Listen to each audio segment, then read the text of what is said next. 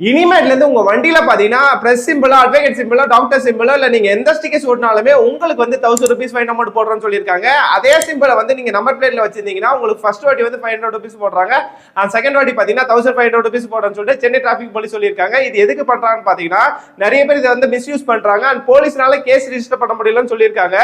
இவங்க சொல்றபடியே பாத்தீங்கன்னா இது இல்லாம நிறைய பேர் பாத்தீங்கன்னா கட்சியில எல்லாம் சேர்ந்துட்டு கட்சி கொடியும் அந்த கட்சி தலைவர் போட்டோஸ் எல்லாம் கார்ல எல்லாம் வச்சுட்டு போறாங்க, பாக்கெட்ல எல்லாம் வச்சுட்டு போறாங்க. நிறைய பேர் மிஸ்யூஸ் பண்ணிட்டு இருக்காங்க.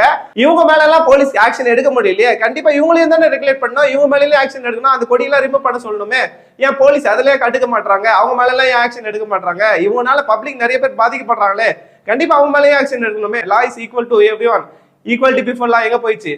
என்ன பொறுத்த வரைக்கும் யார் யாரெல்லாம் தப்பு பண்றாங்க அவங்க மேல கண்டிப்பா ஆக்ஷன் எடுக்கணுங்க. கடைசியா ஒரே ஒரு கொஸ்டின் மட்டும் நான் கேட்கிறேன். ஆட்டோமேட்டிக் கேமரா மூலமா டிராபிக் ரூல்ஸ் ஃபாலோ பண்ணாம யூனிஃபார்ம் போட்ட போலீஸ் மேல எத்தனை போலீஸ் மேல நீங்க ஆக்ஷன் எடுத்திருக்கீங்க?